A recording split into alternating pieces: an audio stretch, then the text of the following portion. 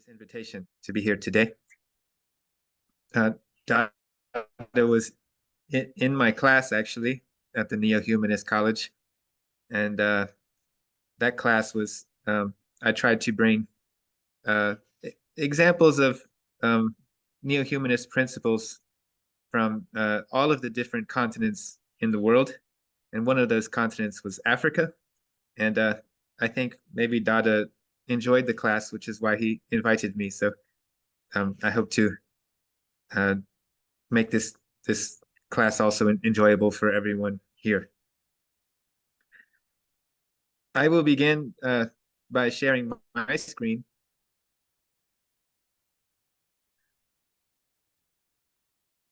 And I hope everyone can see it.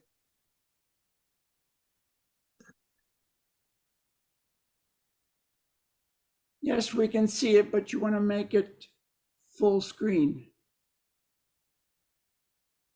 Okay, so our topic today is love of nature, spiritual connection, and universalism in African art and literature. Full screen. We're seeing all the slides on the left and show it as a slideshow. On my end, it is a slideshow.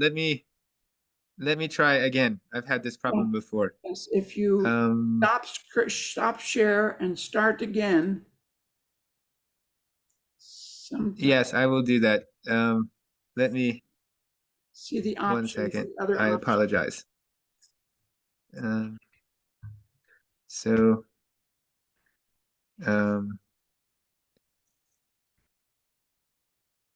No, I lost you. Okay, 1 second. Let me remember how to do this. I'm sorry. Share screen. And then you look at the options. I have to share twice, right? No, just once, but you have to see which option you're going to share. Do I have to have the original document open as a PowerPoint? I think so. As a slideshow? I mean, that's what I do. I put it in the slideshow, and then we click on the slideshow actually. But you can try here. You can try here to go to slideshow. Let me try one more time.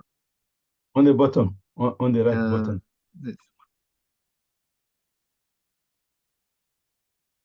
So right now you do not see the slideshow, you see the slides, is that correct? Yes. Sim, Marco, você vai em apresentação de slides, aí você vai colocar, tem uma coisinha que tem ali na configuração. Vai em apresentação de slides, ali em cima. Sim, está. Então, no meu lado está, eu estou vendo o slideshow, mas no seu lado não está. Então, tira da apresentação de slides. Aí eu estou tentando entender por quê. É porque você tem que arrumar. Agora vai. Now it's good, right? Got it. Woo! Okay, sorry. I forgot how to do this. Now I remember. Okay. So, I have already been introduced. I have already expressed my gratitude. I want to speak very briefly about my background and how it relates to the topic. I am originally from the United States, from South Carolina, and my family is Brazilian, so I am Brazilian American. My first contact with African culture was indirectly through contact with African American culture. As you may or may not know, in this American South, there is much racial division. As the son of Brazilian immigrants, I was faced with choosing between basically a white identity or a black identity. Due to my appearance and also my parents' cultural background, the white identity was more appropriate. I had little contact with African Americans until high school. And my first contact was very special because for the first time, I saw very vibrant colors. I saw vibrant music. I saw dancing in a way that I had never seen before, except maybe on TV or in the movies. And at a young age, I even felt for a time, wow, I wish I were black. It's seems like fun. I did not know at the time so much about racism and all of the problems associated with racism. My second contact, significant contact with African culture was in Brazil. Brazilian culture is heavily influenced by African culture, in addition to European culture and Amerindian culture, but in a way that's much different than the United States. Excuse In me. Brazil, I'll continue. So, I was saying that my second significant contact with African culture was in Brazil. As you may or may not know, Brazilian culture is a mixture of European cultures, African cultures, and Amerindian indigenous cultures. And because of this mixture, what we call Brazilian national culture is full of African culture in the music, in the dancing, the clothes. So my more direct experience with African culture is actually very indirect. And my slides stopped moving. 1 second, please.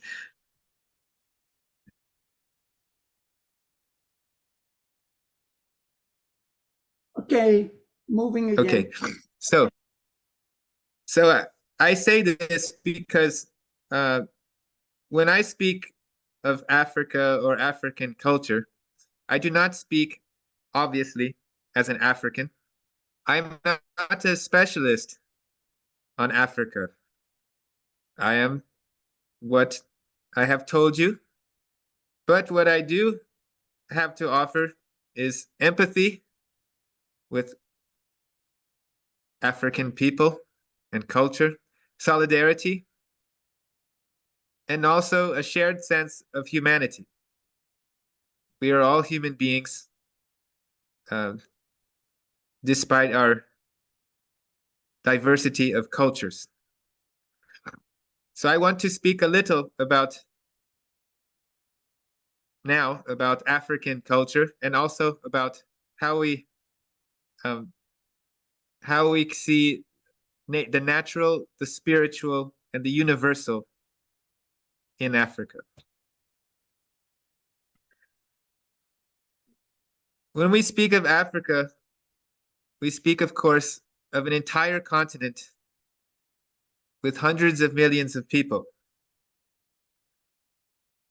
So it is difficult to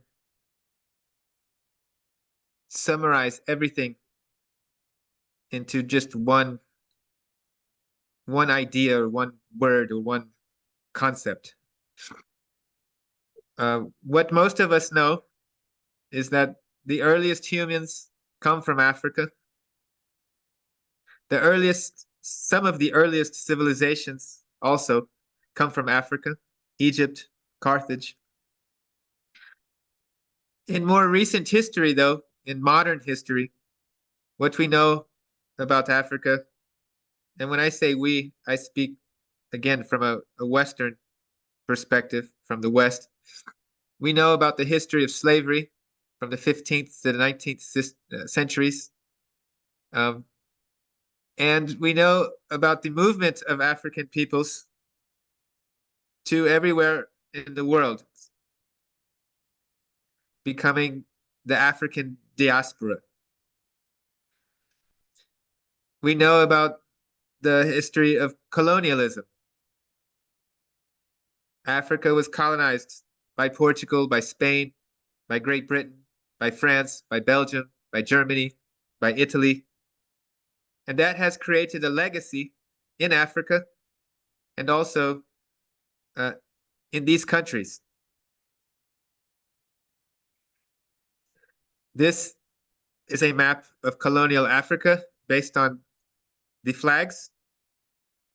And this is the same map with the names of these countries. We see that it's primarily France, Britain, Portugal are the main colonizers, but there are others.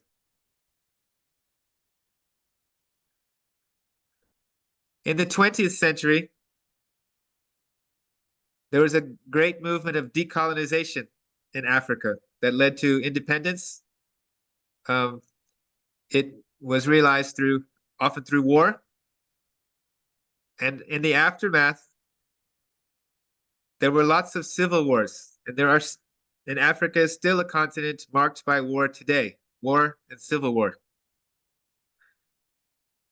So Africa is still defining itself as we speak. This is what Africa looks like today in terms of nationalities and flags. And these are the current African nations. Many or most of which still speak the colonial languages in addition to indigenous languages. As for nature, we see, again, Africa is a huge continent, and basically all imaginable types of ecosystems are present, from dense tropical forests all the way to very dry, arid deserts. And of course, if we want to speak later about nature in African art and literature, we have to consider which nature, which ecosystem, usually based on where the artist or writer comes from. In terms of spirituality, there are, we could say, three major religions in Africa. There's Christianity, which actually appeared on the continent very, very early after the death of Jesus in the 1st century. Then, of course, through colonization, there was another wave of Christianity, and it is the dominant religion on the continent. Islam followed Christianity also in the 7th century of the Common Era. But at the same time, and obviously before these two religions, these two major religions, there have been, and there are folk traditions, folk spiritual traditions, most of which are based on a belief called animism. Animism comes from the word anima, and it's basically a belief that all of nature has a spirit or has a soul. And there are many forms of animism. One form is polytheism, where you have many gods. And another is pantheism, where basically God is the universe. God is manifest in the universe. So we see in the folk traditions, the folk spiritual traditions of Africa, we see this animism either in the form of polytheism or in pantheism or both at the same time. These folk traditions exist all over Africa. I would like to emphasize two major cultures in Africa. One is the Bantu peoples, which are present in Central, Southeast, and Southern Africa, and also the Yoruba in West Africa. For me, the Yoruba is more, I would say, present because of the African diaspora, and particularly in Brazil. There is a strong Yoruba culture and Afro-Brazilian religions. The Yoruba religion, some of their beliefs, they believe in a supreme God, Olorun. They believe in which would be kind of like the supreme consciousness. They believe in Ashe, which is kind of like Shakti, force, power, energy. And they also have these sort of nature spirits called Orishas. The word Orisha comes from the word Ori, which means soul. Because of the African diaspora, the Yoruba religion spread throughout the New World as Santeria in Cuba, Trinidad Orisha in Trinidad and Tobago, and in Brazil, in Candomblé and Umbanda. Here are some examples of the major Orishas, at least in Brazil, but they all come from Yoruba culture in Africa. You have Yamoja, which is the goddess of the seas and the oceans. Shango, god of fire and thunder. Oya, goddess of the winds and storms. Oshasti, god of the hunt and forests. Ogun, god of war, fire, and technology. Oshun, goddess of fresh water. Eshu, the messenger god, sort of a trickster. Babaluaye, god of plagues and skin diseases. Nana, goddess of mud and riverbeds. Osun, god of leaves and medicinal herbs. Oshumare, god or goddess of rain and the rainbow. Obatala, god of creation. So as you can see, or as you have seen, these orishas, these spirits, deities in Yoruba culture, tradition, they're very connected with nature. So there's no separation between spirituality and nature in the African folk traditions. And we will see this later in the art. As for universalism in African culture, there's an old concept, which is also very contemporary, which I am researching now to become more familiar with, and it's called Ubuntu. I'm not sure if I pronounced that correctly. It has been termed a sort of African philosophy, an African humanism. And the word Ubuntu means humanity. And there is a phrase, which I will not read in the original language, but that translates to a person is a person through other persons. So as a guiding philosophy, we see a little bit of how the concept or principle of humanism is not just a Western concept. It's a concept that occurs in many different cultures, and here it's part of African culture, the African tradition.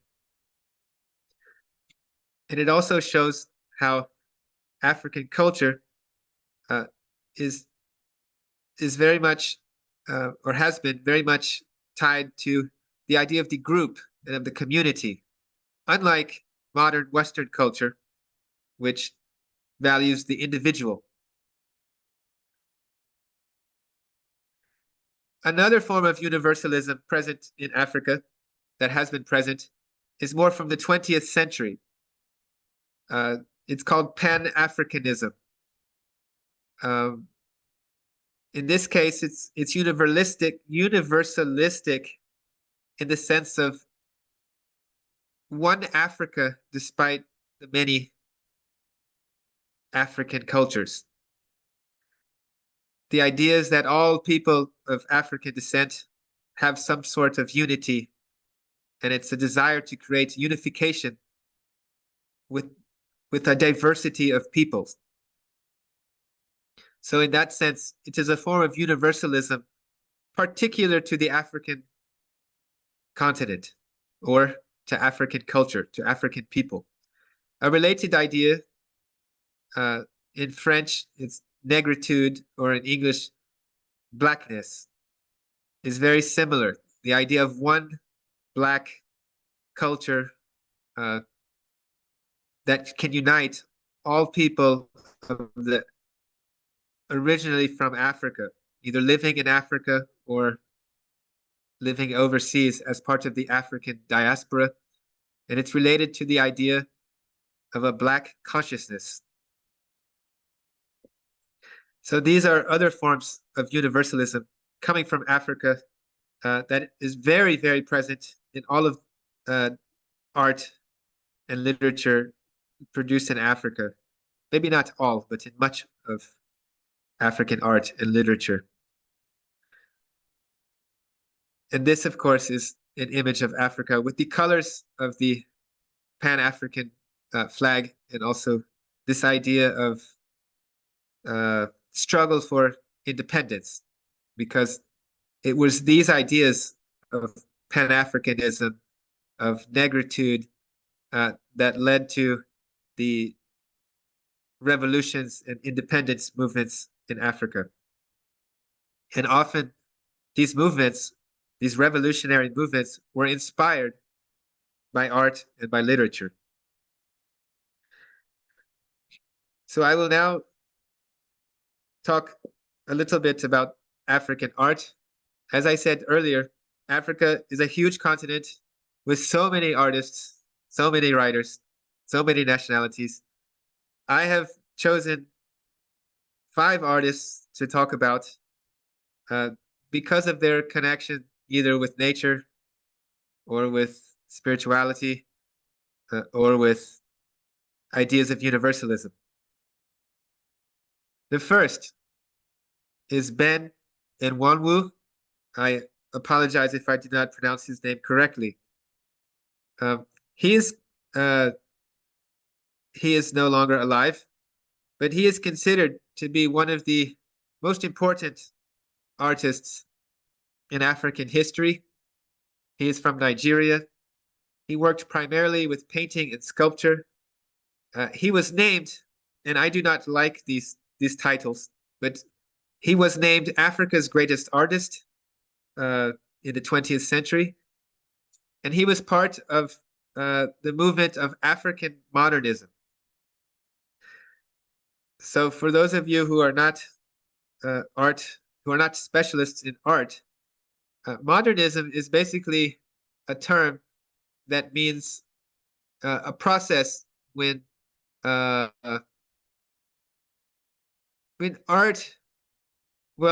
becomes modern. What that means in principle is that there is experimentation, there is renovation, there is abstraction, there is fragmentation. There are many things, sort of new developments in art that can sort of separate traditional art from modern art.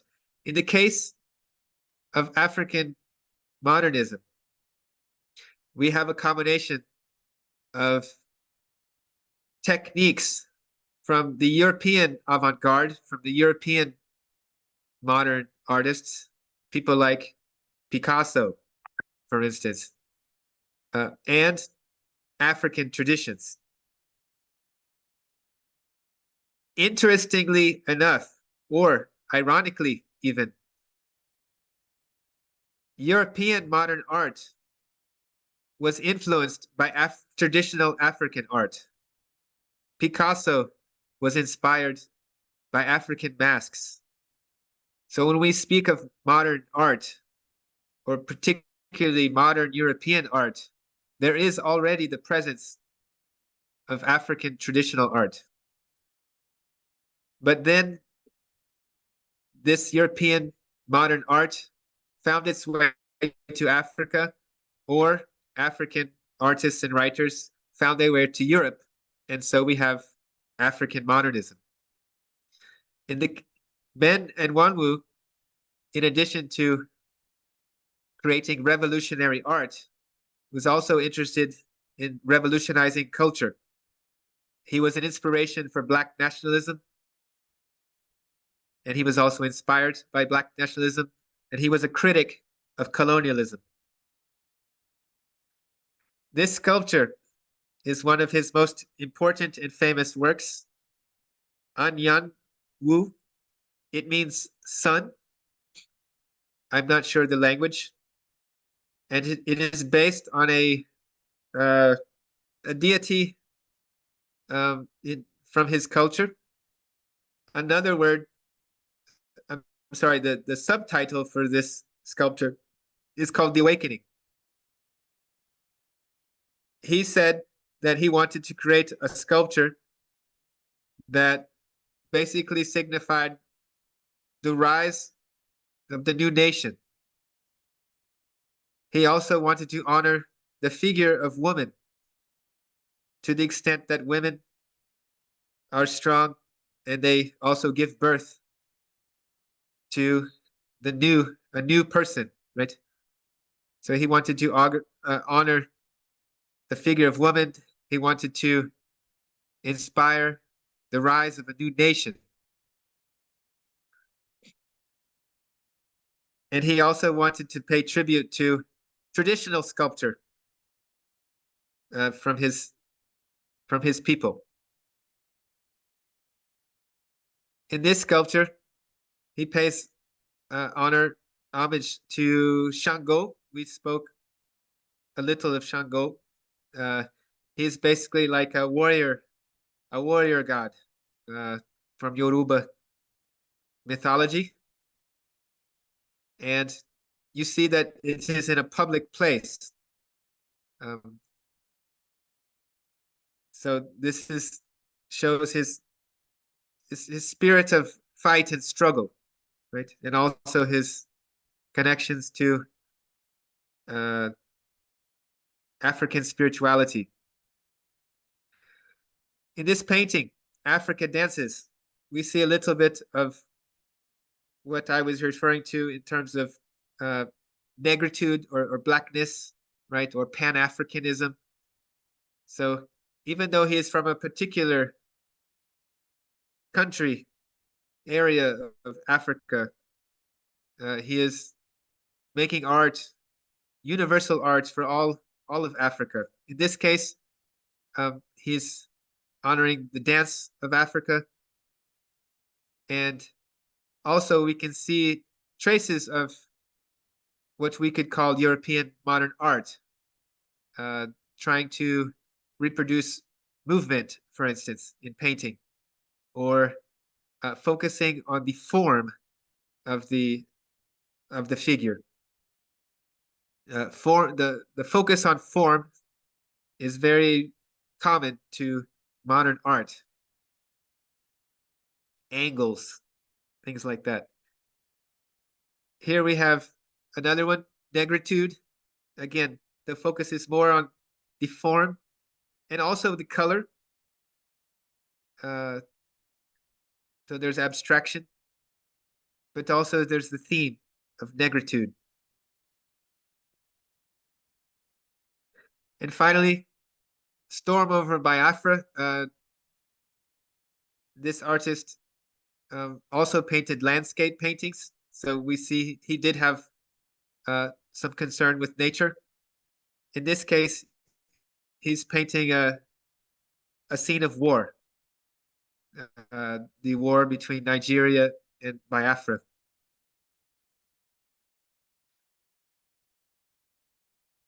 Moving on to another artist, El Anatsui, and please again forgive me if I do not pronounce his name correctly. He is from Ghana, although he does not live there anymore. He's primarily a sculptor, and he produces installations and assemblages. An assemblage is usually when you take lots of things and put them together and make them into an artwork. Often they are found objects or objects that are being reused for some other purpose. Like Ben and Wanwu, he also mixes modern and traditional techniques, and he's special because of his use of recycled materials, primarily bottle caps. And when an artist uses these kinds of materials, by analogy, he's making certain commentary about the world or criticizing the world in some way. Modern art is a critical art. So when an artist uses recycled materials, it's like, in a way, he is saying, he is criticizing consumerism. He is criticizing, he can be criticizing consumerism. He can be arguing for transformation. And he can be also making a statement about the environment. So in this case, many of his installations involve imitating fabric. So when we look at this case, man's cloth, we think, oh, it looks like a tapestry. And in a way, it is a tapestry, but at the same time, it is not made of cloth. It is made of bottle caps, rum bottle caps to be specific. So we can see how he's mixing a sort of traditional art, which would be the art of tapestry, handicrafts, and something more modern in the sense of using rum bottle caps in order to make a statement about many things, which I will say in a few seconds. Here's another one of his tapestries, again made of bottle caps, copper wire, but we see the title suggests a certain spirituality also between earth and heaven. Another one, Earth's skin. This one can also suggest a sort of ecological message, right? Or some kind of connection with the environment, right? But they are all similar in terms of the techniques used, the material used.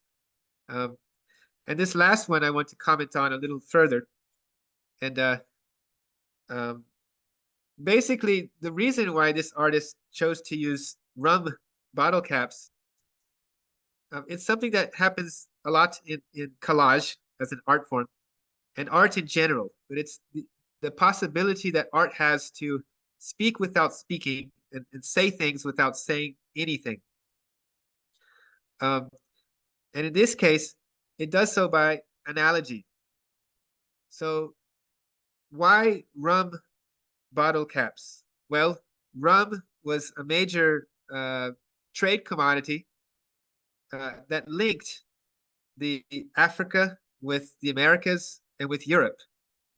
And when we think of this trade, we automatically think about colonialism, about the colonial history, and we think of the violence associated with colonialism.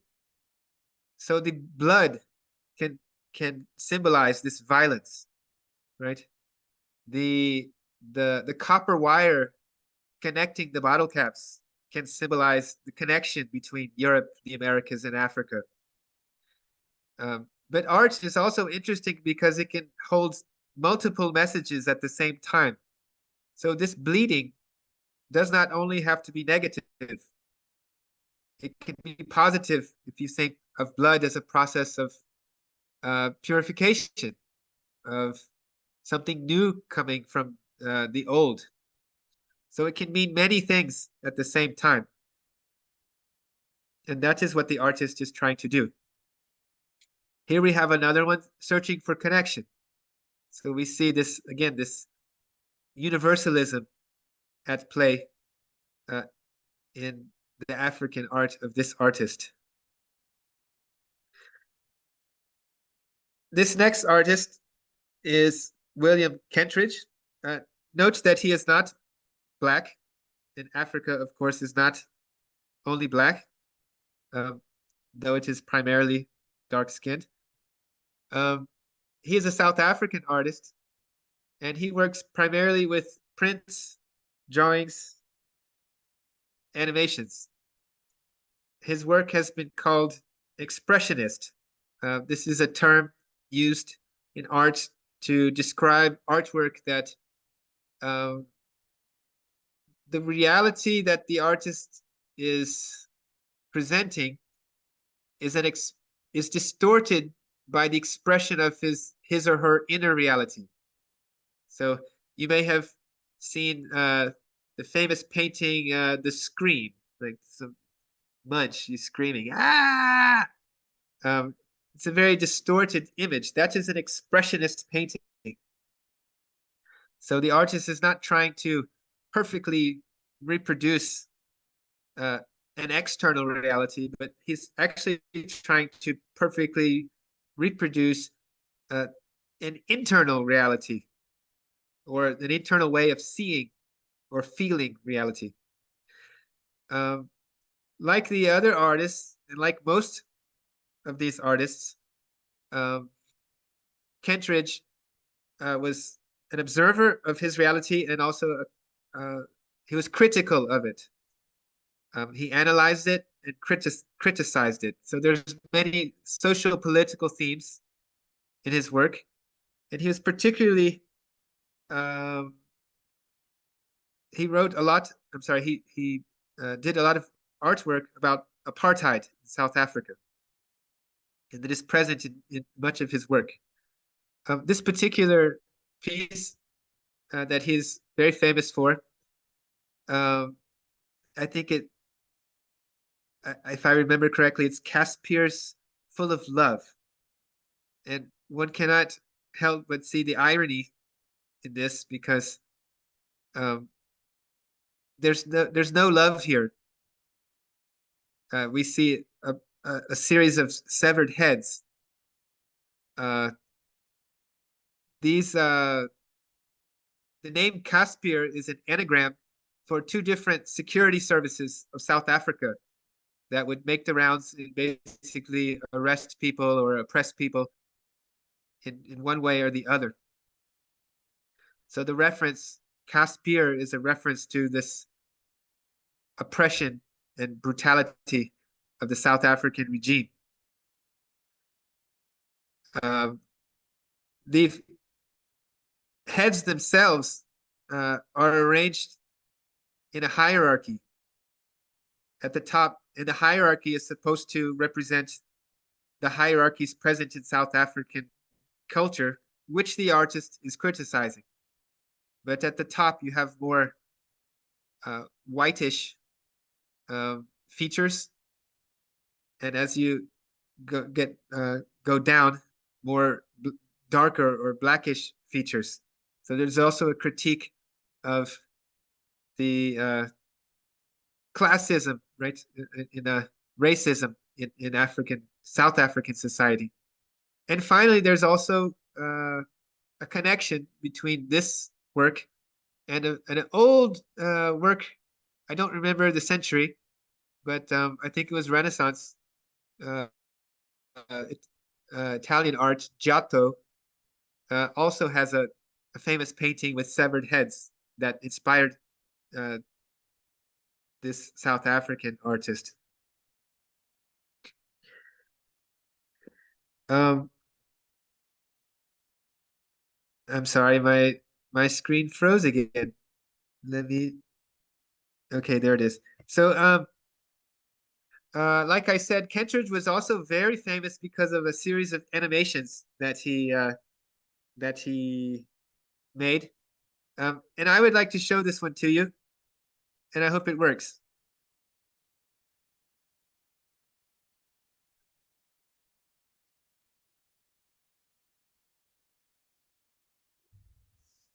Is there any sound with this? There is, but I guess you're not hearing it. Let's You would see. have to stop the screen share, click on the share sound and video boxes at the bottom, and then start it again. You know what? I Why think it don't would be you just go prudent. on? Yes, I would like to then invite everyone later to see this video. It's on YouTube also. It's called Mine. 6 minutes long.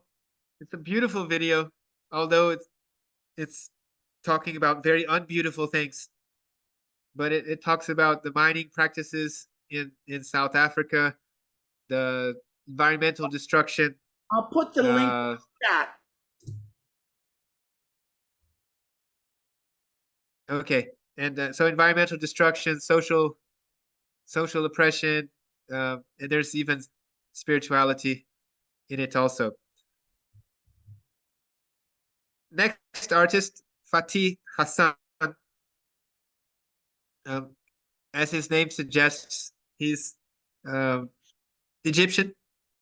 He's also famous for installations, painting, drawing, photography, and particularly calligraphy. Um, and what he does with Arabic script is amazing. But like the other artists, it also has a special meaning to it. Basically, inspired by the form of Arabic script. And again, this is something both traditional and modern, because modern art is characterized by formalism, by abstraction. Um, Inspired by the form of Arabic script, he basically creates images that are impossible to read. They are illegible. And he does this to comment on the erasure, on the erasing of African culture because of colonialism. So the fact that you cannot read it is analogous, is similar to the fact that these cultures have been erased by colonial powers, colonial forces. So in this painting, we have this many things we can see, but we see the script, right? We see the idea of illegibility, the unknown. We have the sense of identity, right? Of an identification. The shape of the writing is very similar or almost the same as the shape of the artist. Maybe it's like it's a self-reflection, or he's looking at himself. I say maybe because we are the interpreters. The image says what it says, but we have to try and interpret it. Here, Shed the Soul, we see similar technique. In this case, the spirituality is evident in the title, but also in the use of the Arabic script. We should recall that the Arabic script was uh, is considered to be the handwriting of God in Islam. Right? So it's very special. The writing, the calligraphy. Here we have, again, sort of an investigation into identity, division, and the two colors here, of course, black and white. And this division can mean many things, but again, if we think about cultural identity, we think of foreign influences, maybe European influences in the form of art, in the form of culture. We can also think of erasure, right? Of white culture erasing black culture, or there are many ways to think about it, but in the end, what we can see for sure is this idea of a division that this artist feels or is trying to portray. Here we have another image with someone is drawing on this. I did not know that was possible. Okay. So we have what appears to be another kind of spiritual message, the offering, right? And in this case, we have the Arabic script in the form of a vase. This artist liked to work with this form, a vase, a lot. I cannot say I know why, but we can think about what a vase may or may not mean. But a vase is usually something that contains something, right? What does it hold? Here, it probably holds something very special. So not only the form is beautiful, but the idea of there's something inside that is special, and both are being offered. And here is a final work entitled Here, where we can see the kind of abstraction that, again, is typical of modern art or contemporary art. But in this case, uh, this particular case, we see the local influence in terms of Arabic calligraphy and the colors that are more suggestive of maybe African culture. The final artist, Wangechi Mutu, is probably the most difficult to discuss. She is from Kenya, but currently based in the United States. Has been there for a while. She's definitely a contemporary artist, moving a little bit away from what I was calling modernism. And she's prolific and very difficult to interpret because of her wide range of techniques, and well, she's just amazing to sum it up. But she works in painting, in sculpture, in film, in performance, also in collage.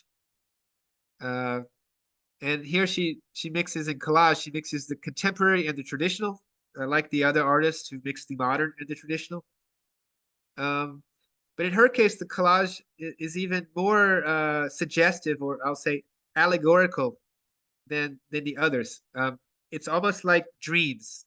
Her work has lots of dream imagery, where every little detail in the work can open up a whole new world of meaning. And in her work, she works with feminism. She is critical of racism and colonialism, also critical of consumerism, and to the extent that she values nature, we can say that there's environmentalism in her work also. Part of what makes her universal in this case is the fact that she goes well beyond just Africa. And we're talking about Africa, African Americans, the United States, the Western world, the African continent. Um, this work is an earlier work, Writing Death in My Sleep. We see the sort of collage technique and the sort of allegorical images or dream imagery, and how rich in meaning it is. We have animals that can symbolize many different things, but they are strange animals like elephants that fly, or an eagle with just the head and the feet. The eagle, for instance, can symbolize the United States, perhaps. Um, the mushrooms can symbolize death, or it has been suggested that the mushrooms may symbolize immigrants because they do not have roots. Um, we see white skin uh, on the face, but we also see black features and very, we'll say, exaggerated lips that add a touch of the feminine, plus the leopard-like skin.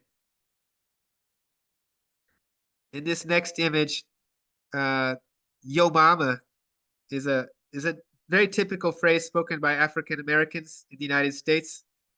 Yo mama, which basically means your mother, but it has some kind of attitude to it to say yo mama. In this particular painting is actually a tribute to the mother of Fela Kuti. Fela Kuti was a famous uh, African musician, I think in the 1970s. Uh, um, and I don't want to talk about his music, but it was very liberating. But his mother was considered the first feminist in, I believe it's Kenya. And she was the first woman to drive a car. She was one of those pioneering women who broke all of the rules that the men laid down for them. And here we have a little bit of that theme of feminism by a woman. She's supposed to represent Eve. And as you may or may not know, Eve was tempted by the devil in the form of the serpent in the Bible. So here we have a penetrating serpent, like a phallic image, penetrating Eve's world. But here Eve has cut off the serpent's head and is stepping on it with her stiletto heels, which is also a symbol of the feminine, we could say, and sexuality. There's a lot of sexuality in this artist's work. Speaking of sexuality and feminism, Misguided Little Unforgivable Hierarchies speaks a little bit about how women, not just Black or African women, but all women, have been oppressed by men, by the male gaze, turned into objects of desire. So we see a very sophisticated collage with some sexual imagery. There's the stiletto heels. There's lots of pornographic imagery, pieces of body parts, lots of lips, all sort of glued together in this kind of surreal image, with, again, lots of sexual undertones, but also a kind of liberating. There's a liberating power to it. Another one, The Noble Savage. For those of you who remember a little bit about the history of the Americas and colonization, there's always been this figure of the noble savage.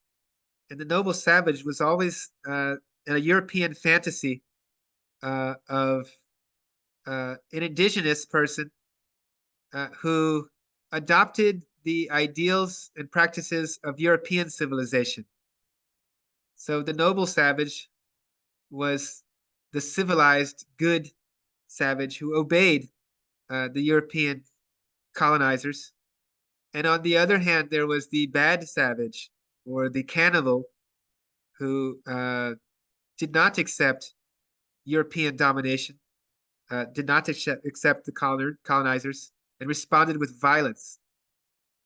So here we have a sort of exploration of this idea of the noble savage, but with some irony in there too. But there's a lot of nature here.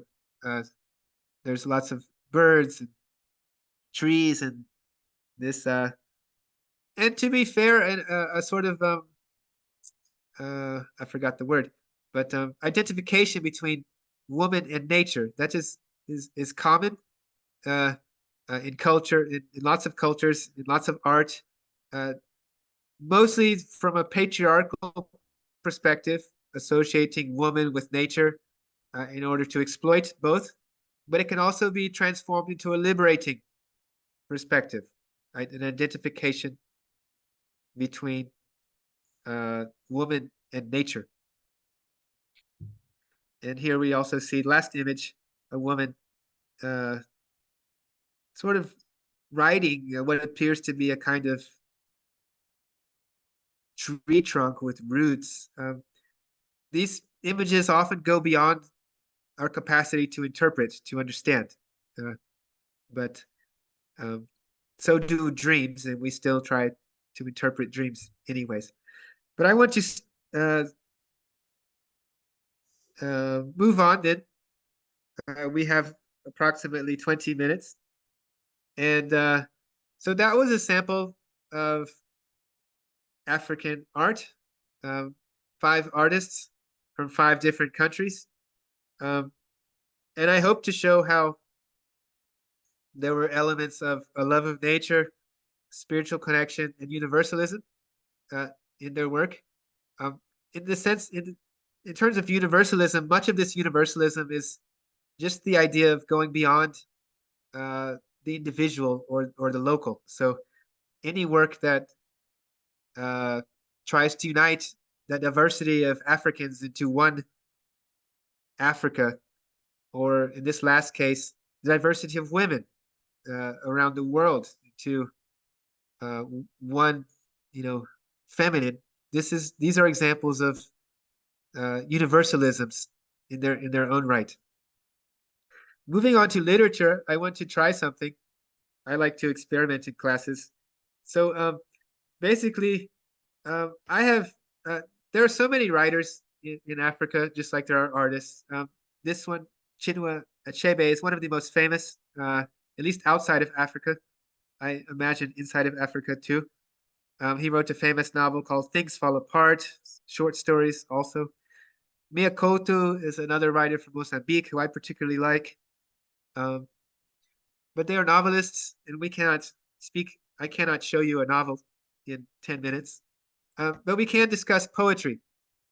So I have separated one poet from the 3 major, one poet each from the 3 major languages in Africa, which are Portuguese, English, and French. From Portugal, we have Agostinho Neto. I'm sorry, from Portuguese, Angola. He was a doctor, he was a poet, he was also a politician, and he was a revolutionary leader. He was the first president of Angola and was part of the anti-colonialism movement and African nationalism movement in that country. So I have some poems from him. I have some poems from Keropetsi William. I cannot pronounce his last name, but his nickname is Bra Willie. He is from South Africa. He's a journalist, political activist, and he was the national poet laureate of South Africa. He moved to the United States to escape, persecution, and there he was very interested and inspired by African American literature, Black aesthetics in general, jazz music, and also performance art. And finally, we have Alain Mabankou from Congo. He writes in French, novelist, journalist, poet, and academic. He's a professor in the United States.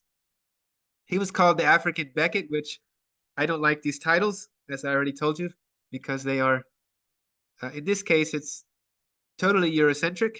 Um, Beckett was a very famous playwright from England who lived in France. Amazing playwright, but why call an African?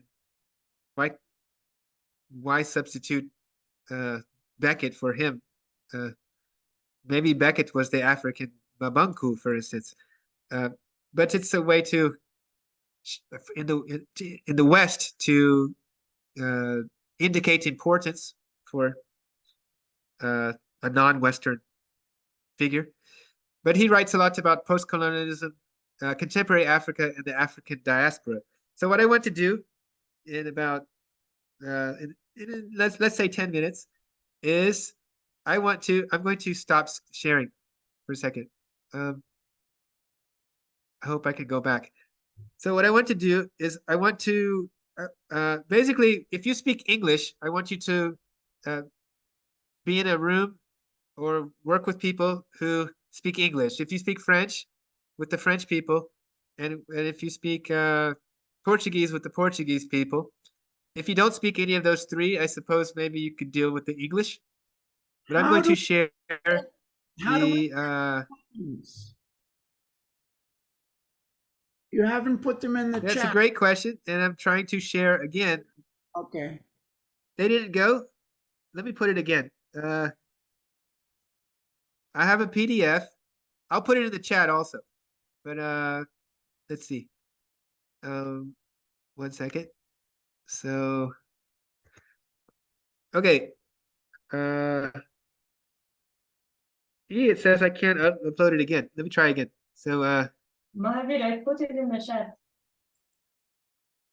oh, you put it in the chat. Okay, good. Okay. Now So we can I will also download it. You can download it because when you go into your rooms, you won't be able to see it again when you leave the main room. So download it now, and then you can share it in your breakout rooms. And yes, thank everybody you. This can technical part, share I'm screen. so happy to have your help. You So can share so screen this is in your breakout room. this is what I would. Sorry for interrupting. So what I would like everyone to do is basically whatever room you're in, hopefully it's based on the language you speak. So if you're in a Portuguese room, pick one or two of the poems by Agostinho Neto and read them together and think about what we talked about. Where do you see love of nature or spiritual connection or universalism in the poem or poems? Same thing for the whoever's working in English with Bra Willis work poems. Again, pick one if you have time. Pick two, or do two. There are only two. And finally, the same thing with the French. And at the same time, go ahead, Dada. 10 minutes. Let's Right. do it. 10 minutes.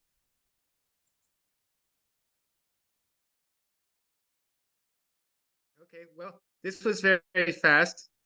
Admittedly, it was a experiment on my part. I have never used a breakout room before. But hopefully you all now have had a quick introduction to African poetry, and you can always read on your own. You can use these writers as references. The same goes for the artists, and there are many, many, many more. So I'm very happy. I was very happy to be able to share this class with you all. And is more of an introduction or a panorama to African art and literature.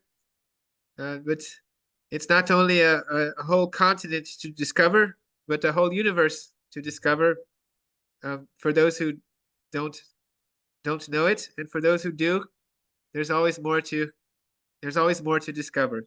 So thank you so much, and I will conclude my part now, and I will hand the not the mic, but hand it over to Dada. Namaskar.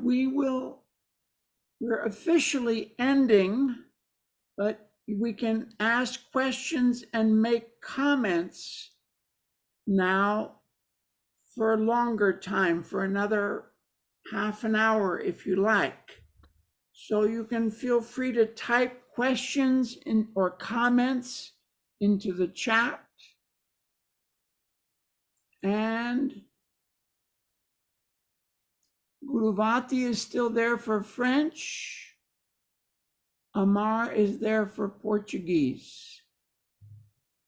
So if you speak Amar, they can hear your translation. Yes, we do not hear you, but they are hearing you.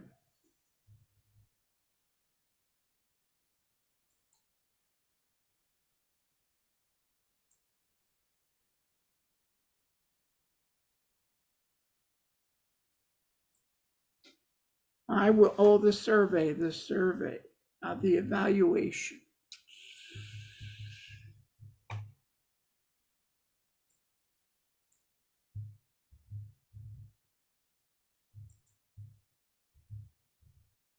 In the chat is an evaluation form link where if you click on that link, you can quickly let us know what you thought of this class.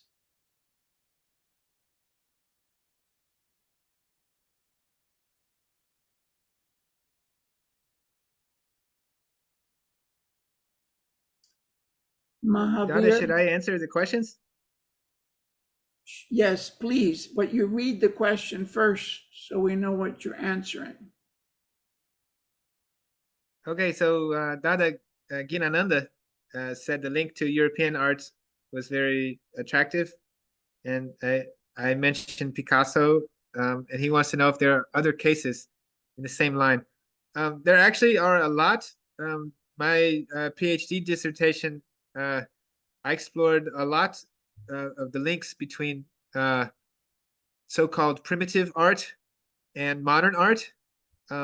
So particularly with Africa, so Picasso is probably the main figure. He visited museums in Spain with some of the artifacts stolen from Africa, and it produced a profound shock in Picasso and affected his artwork very deeply.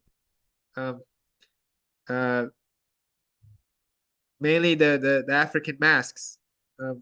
You see some of this in his early artwork, but more important for the European artists in general was they saw in African art abstraction, which was for them something new, but in Africa it was old, traditional. So they saw abstraction and they saw form, right? Close attention to form in sort of minimal details. So Picasso was inspired and imitated this. There was also a movement called Dadaism, which is not related to Dada, to Dada, any of you Dadas, but Dadaism was a mostly a nihilist movement in art history, 1920s, more or less, a little earlier. And many of the Dada poets, for instance, in 1915 and 16, they were very interested in the sound of like African language, let's say. So they created sound poetry, which was actually a terrible imitation of African language, but in their minds it was like very magical. magical, abstract, because it was meaningless for them. So for the Europeans, the Dadaist poets, they created sound poetry trying to imitate nonsensical sound patterns that they heard in African language.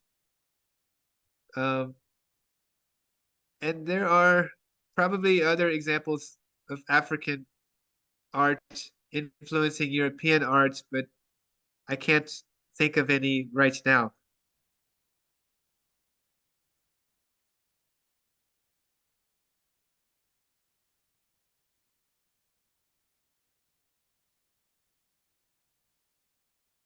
Music is another one, actually. Um, there's a lot of musical influence. In this case, to be fair, African art and African American art are not synonymous.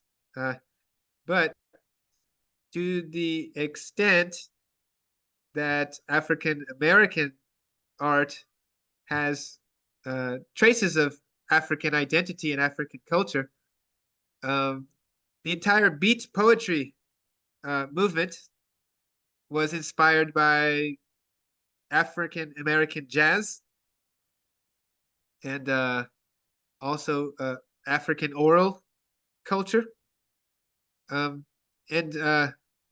interestingly enough, if it weren't for the beat movement in the United States, inspired by African culture, right? African jazz and even language. There would be no hippie movement, and without the hippie movement, yoga would not have become so popular in the United States, and maybe Dada Maheshwarananda would not even be here today. So, and many others like him and like me also. Uh, so, but many instances of African culture, or in the greater sense, African diaspora influencing Western culture.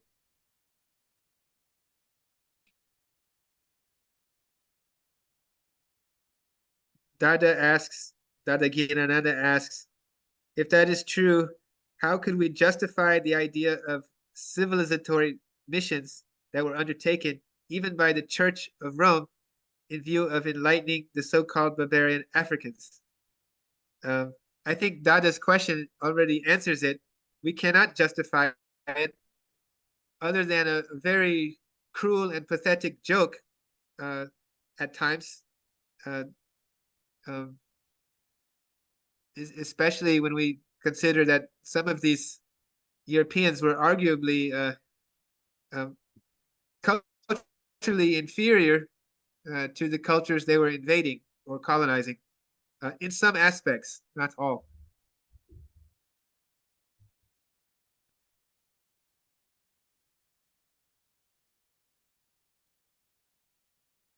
Namaskar.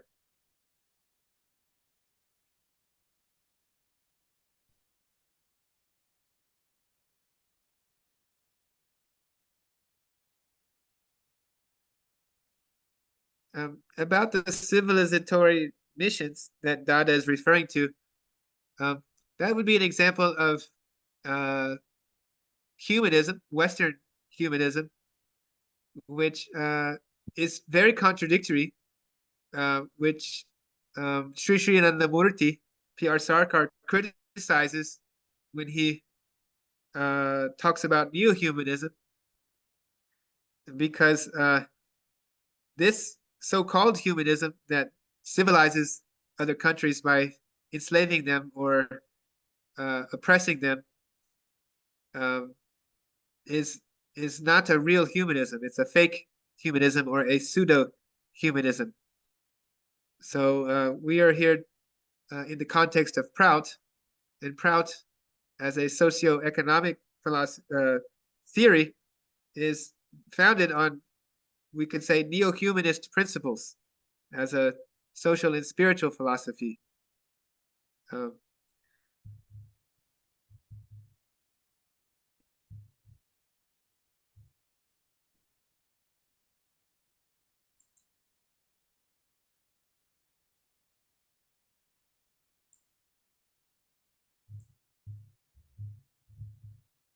I don't see any other questions. Maybe they're here. Nope. Okay.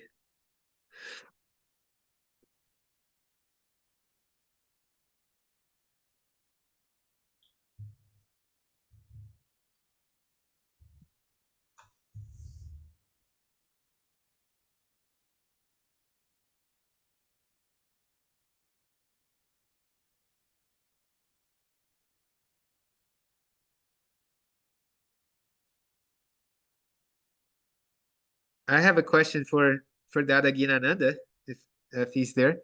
Um, if if there's a tendency in the West to always exoticize other cultures, Amerindian cultures, uh, What was the Asian word you cultures, used? What or was the African cultures. verb?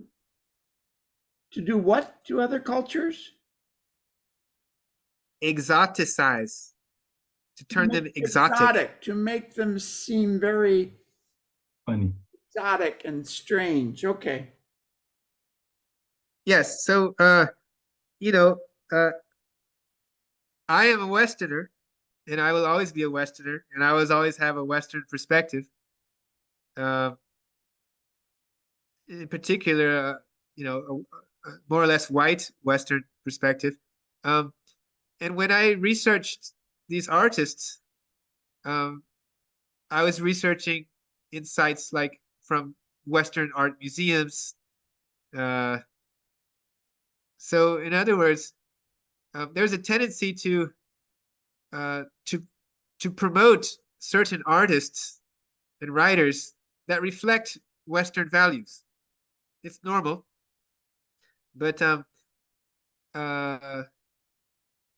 I wanted to ask someone from Africa whether um, this was something that uh, is a concern, right? Say, oh, this it happens in Brazil, for instance. A Brazilian artist becomes popular only because the Americans or the Europeans start valuing him or her, and then they become popular at home. So if this happens in Africa too, like the person has no uh, importance or significance until they start becoming popular in Europe or popular in the Americas, and then all of a sudden then the local Africans value them. Does that happen in Africa?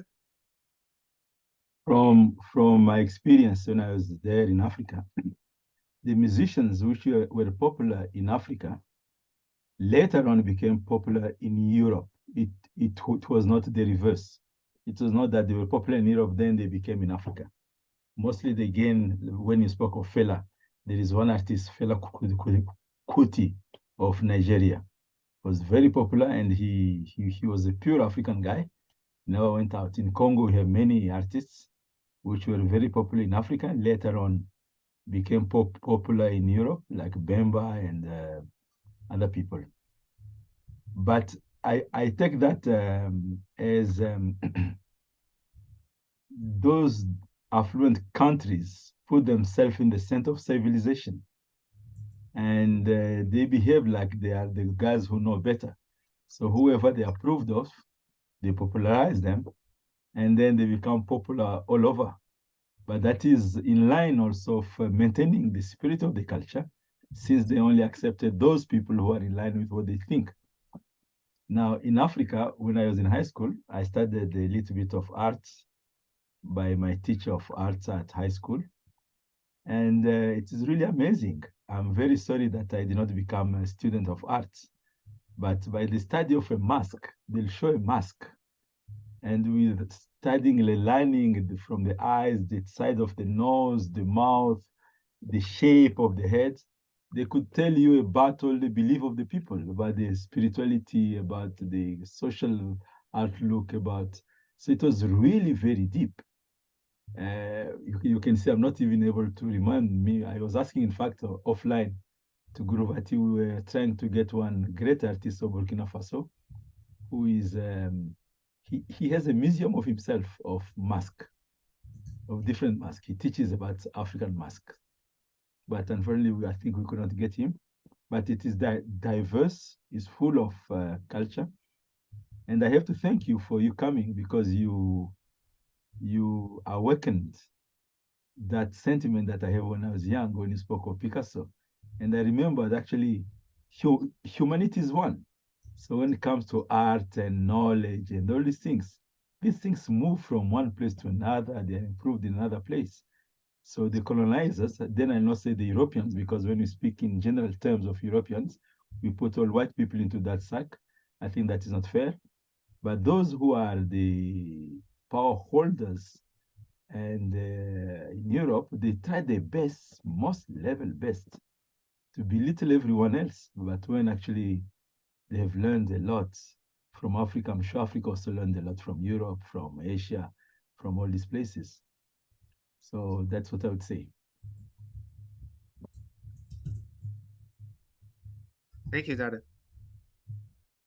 Thank you for coming. I think you have a question from Karunesh. The question maybe Guruvati is there? Guruvati want to translate? No, you can translate, Dada. Okay. The question of Karunesh is, what are the symbols and motive used to express spirituality, the connection of spirituality in the African arts? So I guess my specialist in art will be the one to reply that. Oh, that's a difficult question for me because I'm not a specialist in African art. But from what we could see today, I think sometimes it's the reproduction of figures from African mythology. So we saw Shango, for instance. We saw I can't remember the title. It's An San Yan Wu or something. So in the art from Ben and Wanwu, so we have direct direct reference to in this case Yoruba mythology or African deities. In Fatih Hassan, we saw the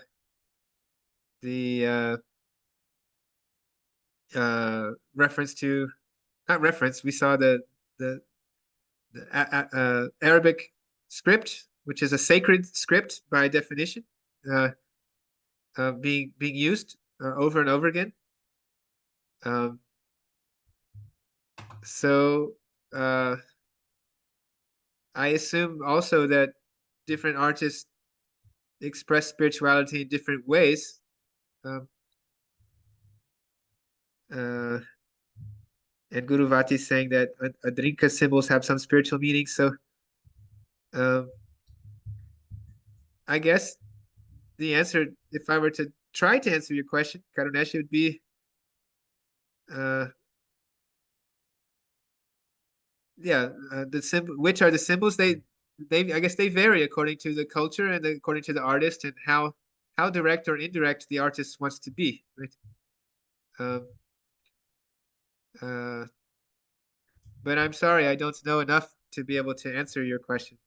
No, I don't think you need to be. I don't think you need to be, because it is a huge area of knowledge. So we cannot expect anyone to be master of everything. But I believe from what you presented, the concept of Ubuntu, you presented so beautifully in such a manner, the concept of spirituality. You also presented it very well. So artists will come to that, will express these ideas. Maybe we don't see it today, but probably in ancient masks, ancient poetries, something will be there. When I was in high school, for example, I remember once one teacher made a poetry and he started saying, he was speaking in French, and he said, the dead are not dead. The dead are alive. They are in the water that is running. They are in the wind that moves the plants. They are, then he shouts, listen, my friend, listen, my friend. The dead are not dead. They are alive. So it was fantastic. You know? It was a poetry that he spoke. I Who listened wrote at that that down? time. Who said that? He was my teacher. He was my teacher of philosophy and history. I don't remember his name, but it's old. I don't think he's the author of this. I think it's something old because when even I went to Western Congo in Kinshasa, I was shocked there because when people die, these guys they don't cry. They take the dead body and they dance all over from the house to the cemetery. They're saying that the guy is going back to his ancestors. He's finished his mission on the planet Earth and he's going back. My grandmother, she died at 116 years old. And I visited her once and she told me, if anybody will say that I died, that person is killing me because I will never die. I'm going back to my house. Here, we are just on a visit here, but our real home is somewhere else. And I'm going back. So basically, these ideas were there, ideas of reincarnations, ideas of what Socrates was talking of mortality of the soul, ideas of mortality of the soul. So I'm sure some artistic aspects were there too. But as you said, most of these things with colonization were brought to museum in Europe. Most of the arts, you don't find them in the museum in Africa. So that's why Karunesh, who is relatively younger than me, probably he have not got the chance to meet some of these old guys who had some knowledge of this.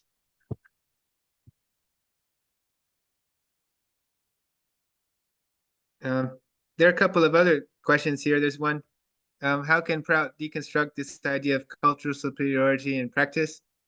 Um, uh, I guess I would answer from more a neo-humanist perspective in general, but in the spiritual philosophy and social philosophy underlying Prout, there is no room for uh, any kind of classism or racism or uh, sexism or anything. All people are equal.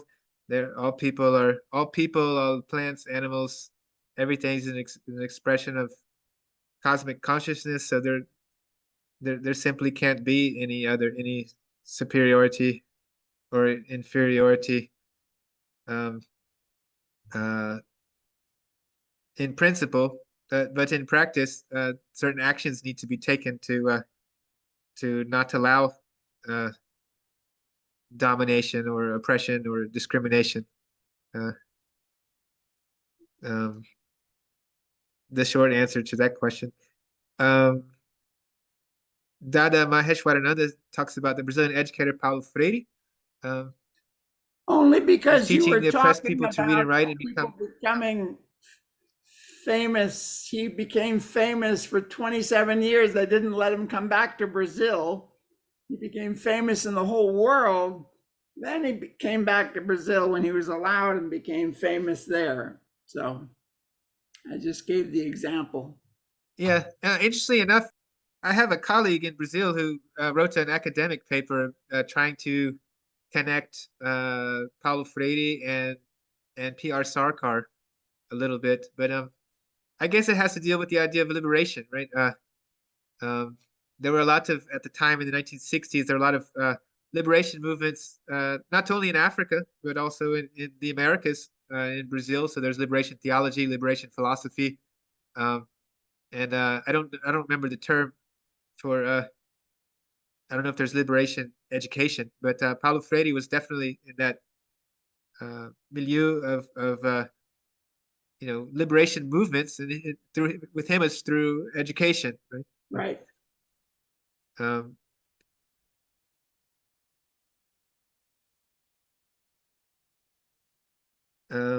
are there any other questions? Ah, wow! Somebody posted the poem about Guru Vati size. found, Guru Vati Uh, found, Birago Diop. exactly. And the poet and the Uh, poetry, I think will be interesting to listen to it all. It's really amazing. If Guru Vati want to read it or Shiva Priya.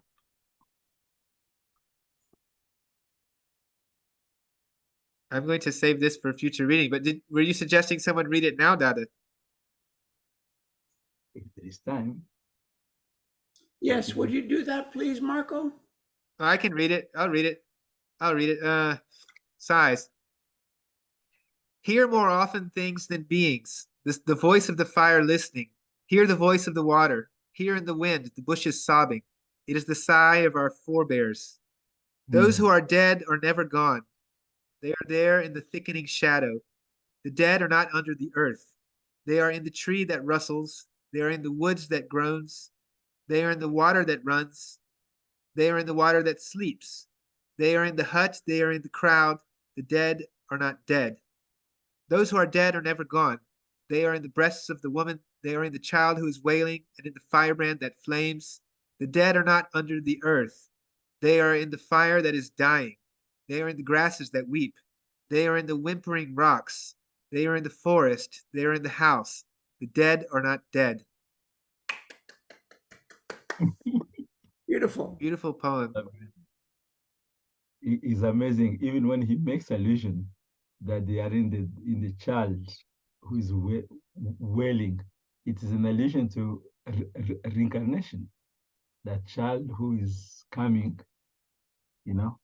So when we speak of culture, the culture in Africa, with the religion which came from Semitic religion, let's say, so there is no scope for any such thing as reincarnation, and Africans are caught into this. Nada Paramashiva wants to say something, but we'll need either Guruvati or you to translate, please, for us. Namaskar.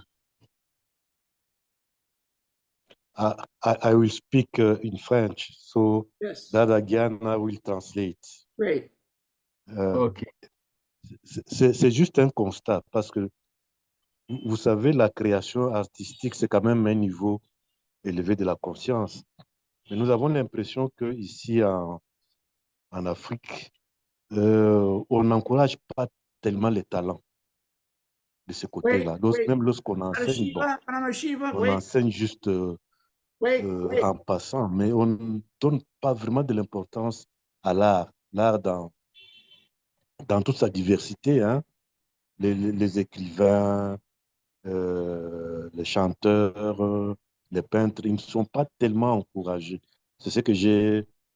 Ça, c'est mon constat personnel. Nous devons faire un effort de ce côté-là. Si vous pouvez traduire. Okay. He's telling that from his observation, not a question, but just a constatation, that he saw that art is expression of the higher layers of the mind, but that in Africa, they don't give much importance to this. They don't encourage it, whether in songs, in music, in other things. And that we should have, then he's talking about this forum, that an important place has to be given back to art, to the learning of art and its development by encouraging artists and studies of arts.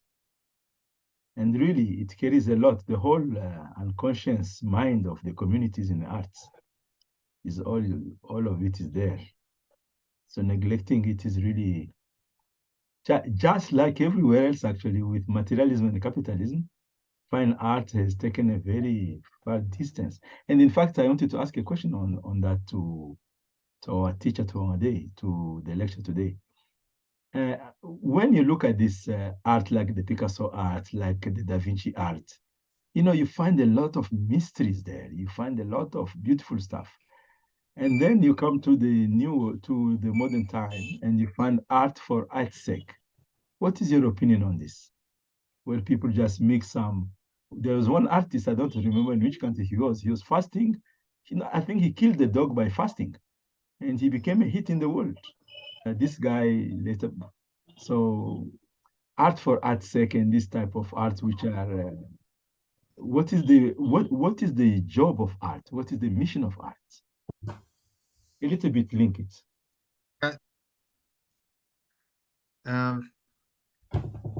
In trying to answer your question, well, first, the comment about arts not being valued today, I think it's a general problem around the world.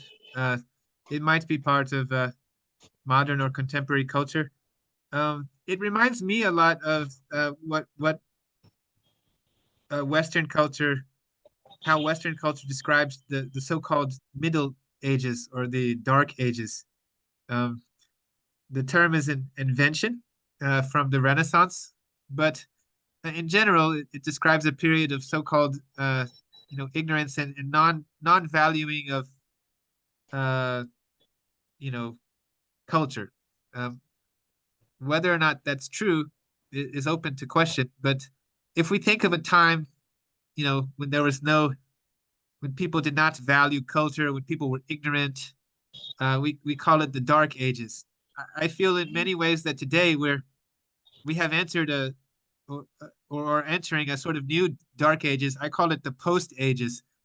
But the the silver lining, or maybe the only the good side of this is that uh, we are in a period that is ripe for a new renaissance, right? The same way that the Renaissance uh, was a reawakening, the European Renaissance was a reawakening from the so-called Dark Ages.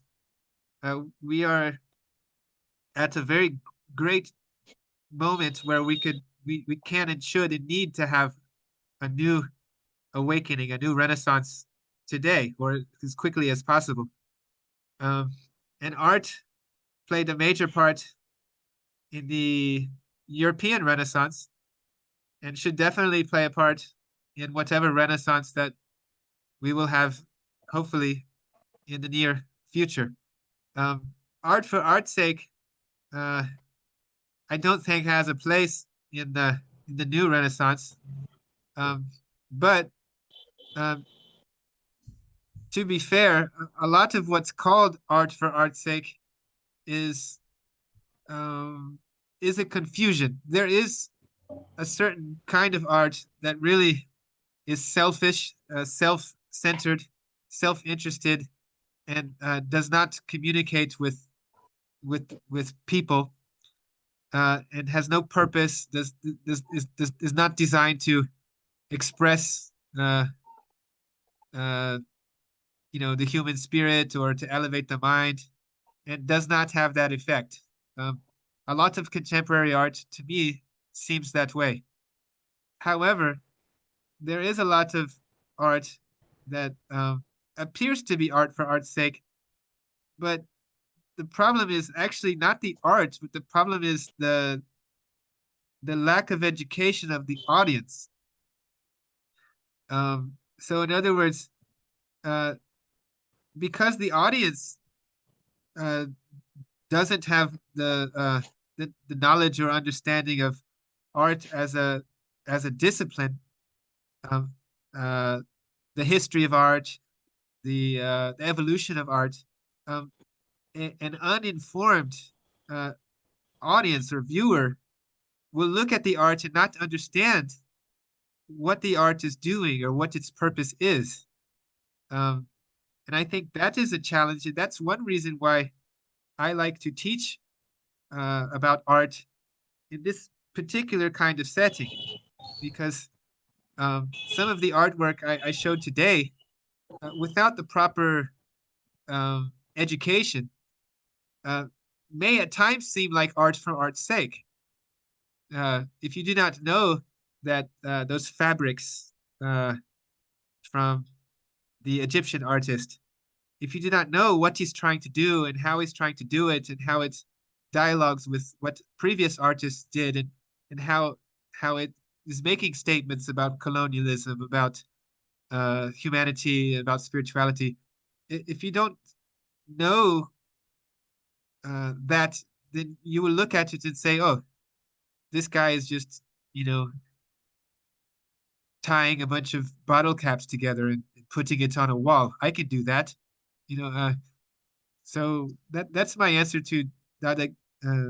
Another question is that uh, again, I think art for art's sake is a harmful tendency, but a lot of great art uh, falls into that category when it shouldn't, because of a lack of education and knowledge about art. Thank you. Thank you very much. I don't know if there is some question more. I think from the chat, we don't have more questions. I'd like to thank you, Marco, for your great presentation and for accepting to be part of this process. And Amandla Africa Samaj is happy for your sponsoring this activity by attending it. We call it African Samaj, but actually, as you can see, the topic is about awakening the Samaj, the universal Samaj of humanity. The case in study today is Africa, tomorrow will be South America, next day North America. And I have to thank Dada Maisharanda for all the efforts that he did to help us put it in place. Gurovat in France, Shiva Priya in Brazil with the Proudest of Brazil, Narada in France, who is one of the coordinators of this movement. And now you guys that you know, let's have this as our first contact, our first contact or meeting.